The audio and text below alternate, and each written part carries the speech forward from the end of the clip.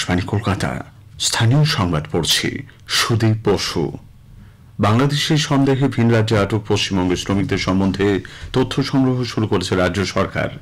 রাজ্যের কোনো পরিযায়ী শ্রমিককে আটক করা হলে তার সত্যতা যাচাইয়ের জন্য প্রথমে সংশ্লিষ্ট রাজ্যের জেলা প্রশাসনের সঙ্গে যোগাযোগ করা হচ্ছে। নবান্ন সূত্রে জানা গেছে, রাজ্যের পরিযায়ী শ্রমিক কল্যাণ পর্ষদ, কর্মসাথী পোর্টাল, স্থানীয় জনপ্রতিনিধি এবং শ্রমিকের পরিবারের সদস্যদের কাছ থেকেও তথ্য সংগ্রহ করার কাজ চলছে। তাদের জন্মের শংসাপত্র, জমির দলিল, বাবা মার ভোটার কার্ড সংগ্রহ করে সংশ্লিষ্ট রাজ্যের জেলা প্রশাসনের কাছেও সেই তথ্য পাঠানো হচ্ছে। এদিকে গত 7 জুলাই ওড়িশার ঝাড়সুগুদায় আটক 403 জন বাংলাভাষী পরিযায়ী শ্রমিককে ছেড়ে দেওয়া হয়েছে বলে পশ্চিমবঙ্গ পরিযায়ী শ্রমিক কল্যাণ পর্ষদের চেয়ারম্যান শামিরুল ইসলাম জানিয়েছেন।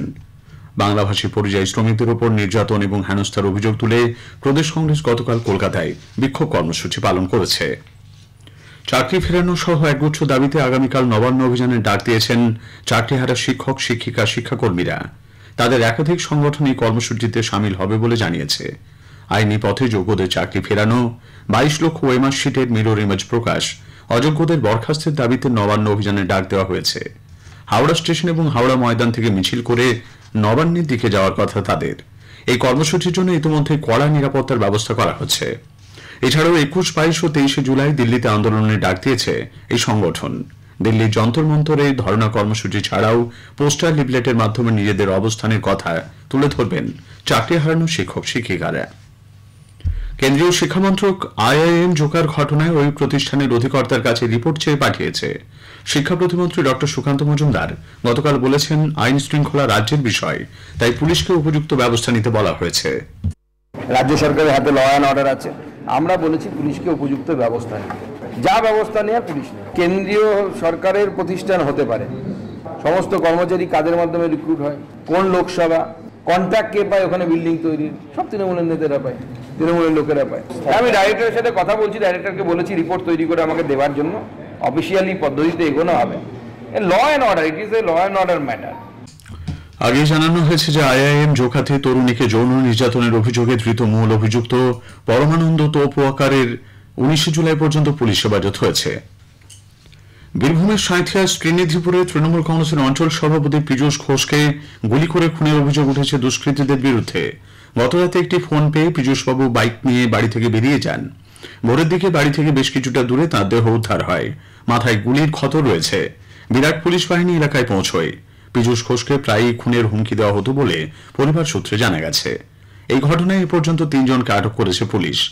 এদিকে দক্ষিণ 24 পরগনার ভাঙড়ের চালতাবেড়িয়ায় নিহত তৃণমূল কংগ্রেস অঞ্চল সভাপতি রেজ্জাক খাঁয়ের স্ত্রীকে চাকরি দেওয়ার ঘোষণা করা হয়েছে।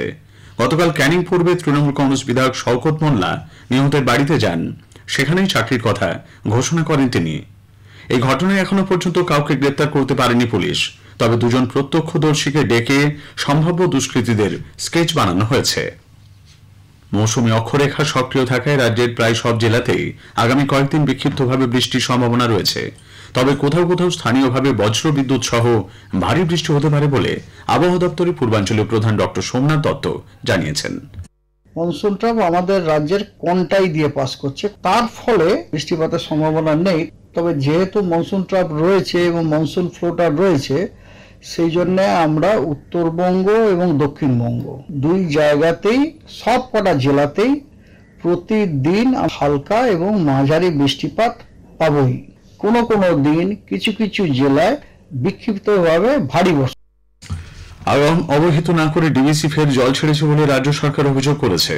নবান্ন সূত্রে খবর, গত 24 ঘন্টায় 55,000 কিউসেক জল ছাড়া হয়েছে। গত 2 দিনে ছাড়া হয়েছে মোট 80,000 কিউসেক জল। এর ফলে বন্যার আশঙ্কা দেখা দিয়েছে। দামোদর নিম্ন অববাহিকা সংস্কারের কাজেও বাধার সৃষ্টি হচ্ছে বলে সেচ দপ্তর জানিয়েছে। নানা অনুষ্ঠানের মধ্য দিয়ে আজ নেপালি কবি ভানুভক্ত আচার্যের 212তম জন্মদিন উদযাপিত হচ্ছে। কবি ভানুভক্ত নেপালি ভাষার আদি কবি হিসেবে শ্রদ্ধা ও খ্যাতি অর্জন করেছিলেন। রামায়ণ মহাকাব্য প্রথম নেপালি ভাষায় অনুবাদ করেন তিনি। হাওড়া বিভাগের বর্ধমান স্টেশনের মেন লাইনে ট্র্যাক রক্ষণাবেক্ষণের কাজের জন্য আজ বেশ কিছু এমইউ ট্রেন বাতিল থাকছে। এর মধ্যে বেশ কয়েকটি হাওড়া, ব্যান্ডেল এবং বর্ধমান থেকে বাতিল থাকবে। স্থানীয় সংবাদ শেষ হলো। এরপর খবর দুপুর 12:30টায় গ্রামীণ সংবাদ।